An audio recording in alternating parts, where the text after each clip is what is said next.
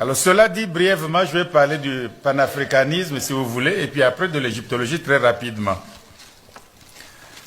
Bon, tout à l'heure, Madame Sankara dit d'où nous venons, où nous sommes et où nous allons. C'est la question. Mais prenons 50 ans, 60 ans de vie africaine.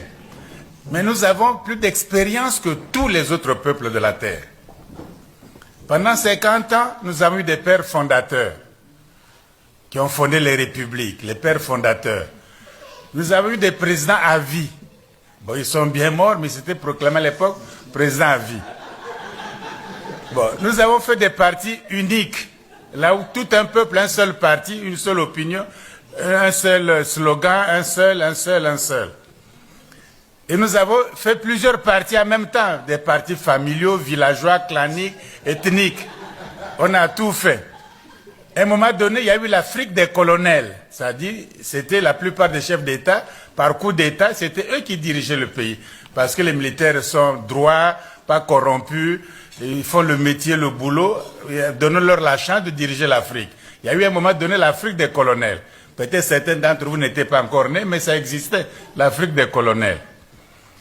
Bon, on a fait des coups d'État. On a tué des leaders. On a fait des coups d'État contre Kwame Nkrumah. On a paralysé Sékou Touré. On a tué Cabral. Lumumba, n'en parlons pas. Boganda. Et le dernier, je pourrais dire, Sankara. On a donc tué les leaders. Le leadership africain était décapité. On a bloqué ceux qui promotaient le Jama, les Nyerere. On a bloqué. Mandela, près de 27 ans en tôle pour réclamer juste la dignité et la liberté et l'égalité. Qu'est-ce qu'on n'a pas subi? On a chanté la gloire des chefs d'État africains par la mobilisation populaire de ce qu'on appelait autrefois les groupes d'animation. Donc quand le chef d'État passait, tout le peuple dansait pour lui. Ça s'appelait groupe d'animation. Bon, la Banque mondiale est venue. On a fait des projets, le Fonds monétaire international est venu, on nous a donné soi-disant l'argent, puisqu'on est endetté, même très endetté, ce qui suppose qu'on a eu l'argent. Enfin bref, on a jeté des déchets toxiques, même nucléaires, sur le littoral du golfe de Guinée. Les gens en sont morts, mais ce sont les déchets de Côte d'Ivoire, ce sont les déchets d'Abidjan, et non les déchets de la Hollande qui les envoyaient. Donc, qu'est-ce qu'on n'a pas fait? Il y a eu des mouvements des jeunes, les femmes se sont mobilisées, les syndicats étaient très forts, les syndicats, la classe ouvrière était très fort. On a fait beaucoup d'expériences. Pendant 50 à 60 ans, on a presque tout fait. Presque tout fait. Et l'Afrique n'avance pas. Et l'Afrique est endettée, très endettée. Et l'Afrique est pauvre. On a vécu de slogans, objectif 80, santé pour tous, maintenant c'est développement durable, c'est l'émergence, on ne sait pas comment on va émerger, mais enfin c'est l'émergence. Bref, il y a quelque chose, c'est comme un continent qui a fait toutes les expériences. Les autres n'en ont pas fait tant. On a connu tous les systèmes. De président à vie, président tout seul, présidentiel, président avec un premier ministre, président avec même 2, 3 vice-présidents. Il est président, mais il y a un premier vice-président, deuxième vice-président, troisième vice-président. Un pays avec 3 ou 4 présidents, 4 ou 5 premiers ministres. Qu'est-ce qu'on n'a pas connu? Et nous sommes même le premier, par rapport à l'Europe, à donner un premier ministre femme. Il y a le président de la République ou empereur, et le premier ministre, c'est une femme. On a nommé, avant même la France, avant que le président Mitterrand nous nomme Edith Cresson Premier ministre, l'Afrique avait déjà nommé une dame Premier ministre, en RCA. Qu'est-ce qu'on n'a pas fait comme expérience? Les coups d'État, les guerres civiles, les conférences nationales. On a tout fait. Et ça n'avance pas. Les États sont fragiles. On tue quand on veut. On envoie la CPI quand on veut. Enfin, on répand les maladies quand on veut. On mange des poulets dont on ne connaît jamais les cuisses. On voit que les cuisses. Hein? Oui, on ne sait pas d'où viennent ces poulets. Donc même pour la santé des gens, la santé, la sécurité alimentaire n'est pas assurée. Hein? Alors qu'un continent qui a des lacs, des fleuves, des cours d'eau, qui peut faire des choses extraordinaires.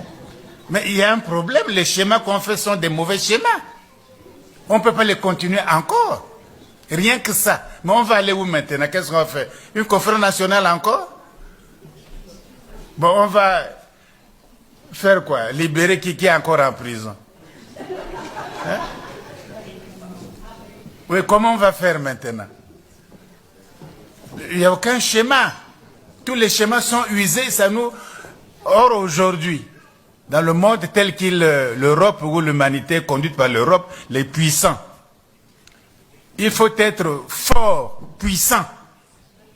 Si vous êtes fragile, vous êtes ami ou quoi, ça ne compte pas. On vous écrase quand il le faut. L'Europe ne tolère pas la fragilité. L'Europe ne tolère pas l'impuissance. L'Europe ne tolère pas, n'aime pas la faiblesse. Ils appellent autrefois les chinoiseries. Aucun Européen ne dit maintenant les chinoiseries. Parce que la Chine est forte, puissante, et on dit discutons affaires. Discutons les affaires. On ne dit plus les chinoiseries qui mangeaient un bol de riz par heure, qui étaient le tiers-monde, qui étaient des vauriens, des bibelots. On ne dit plus les chinoiseries. Parce qu'ils sont forts. Il n'y a pas d'amitié, il n'y a pas de partenaire, ça n'existe nulle part. Or, l'Afrique fait le NEPAD par des partenaires. Mais qui vient? Mais enfin, quel est le partenaire de l'Allemagne même? Ils font tout seuls. Quel est le partenaire de la France? Quel est le partenaire de l'Angleterre? Quel est le partenaire des États-Unis? Ou quel est le partenaire des Chinois? Mais l'Afrique dit que j'ai un projet, il faut que les bailleurs de fonds et les partenaires. Quel est le bailleur de fonds de la France? Ils sont déficitaires depuis au moins 30 ans. Ils ne sont pas aidés. Quel est le bailleur de fonds de l'Allemagne? Là où ils croisent les bras, ils ont des projets. Et puis un bailleur de fonds, c'est italien ou grec qui viendrait les financer. C'est la Grèce qui viendrait financer l'Allemagne. Mais l'Afrique croit encore à des mythologies comme ça, les bailleurs de fonds, les partenaires, ça n'existe pas. On a fait tous les schémas. Nous avons fait tous les schémas, tous les schémas. Moi, je ne vois pas quel schéma qu'on peut faire encore. Une conférence nationale, un parti unique, on a tout fait déjà. Et ça ne marche pas. Les pays sont de plus en plus désorientés. Il faut donc changer carrément de perspective, carrément de changement. Créer un parti, que le Congrès devienne un parti politique et vous nommez Madame Sankara chef du parti et puis on dirige le pays.